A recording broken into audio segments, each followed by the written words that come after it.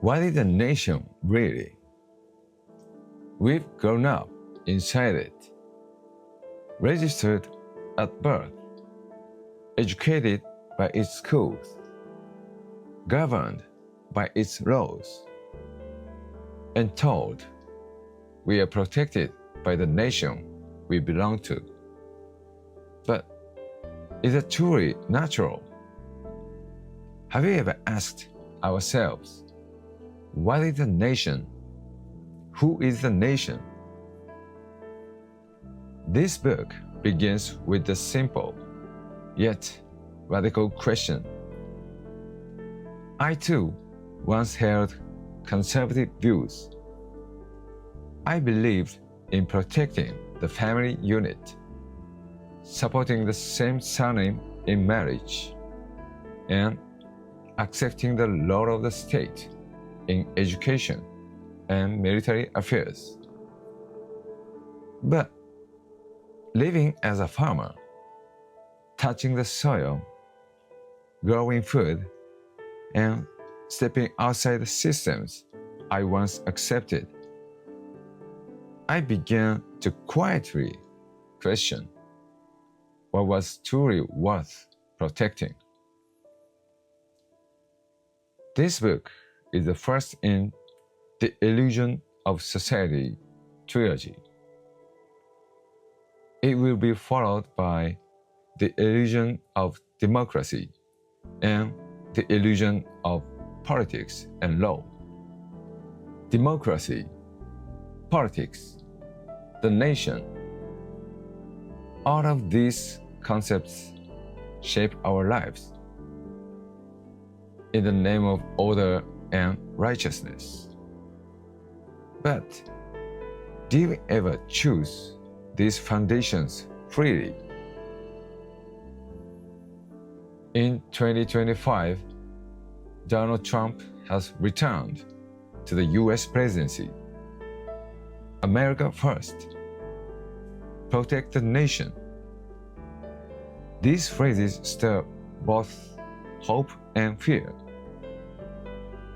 Here in Japan, a national election is coming. Candidates will line up. Parties will promise reform. And we will once again cast our votes. But before we do, shouldn't we stop and ask, what is a nation in the first place? This book is filled with questions. Who defines a nation? Who do laws serve? What is the blueprint of the modern family and education? How has the state medicalized illness and care? How are land and ownership tied to taxation?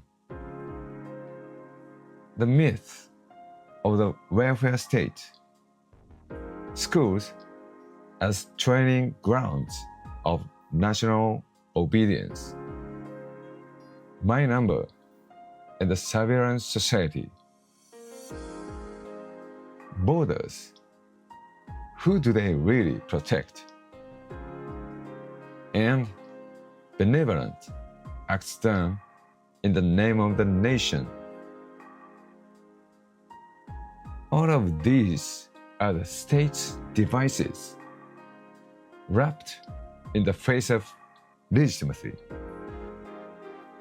But within them, where do we find our lived reality? And when we talk about war, our attention often goes to heroes and strategies. If only Japan had done this, we could have won. We could have avoided the conflict altogether.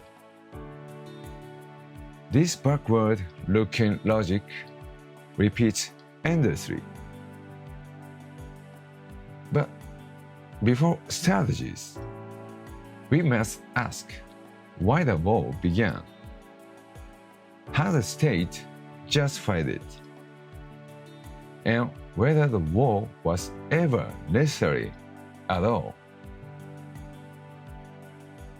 Words of war croaked in defense for peace. Before we speak of victory or defeat, have we asked whether killing was ever justified? The state funeral, the emperor. Where does respect end and obedience begin? Was that respect truly our own emotion, or a feeling shaped by national expectation? Elections as illusions, democracy as performance. When the state strengthens its grip, do we live in freedom or submission? If the nation disappeared tomorrow, could you still live? The fear is not because we need the state. It's because we've been taught to depend on it as if there were no other way. But the life of a farmer says otherwise. To grow food, to feel with your hands, to look up at the sky, and live each day, not by someone else's system, but by your own rhythm.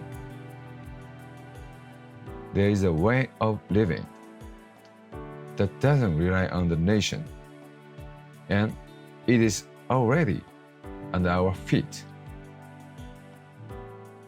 Kuu, a farmer's way beyond the illusion of nationhood. This book is not a rejection of the state. It is a quiet reclaiming of the freedom to question it. From time to time, we also run free promotions. You can find all of our books on the author page linked below. And you might discover one that's free to read right now.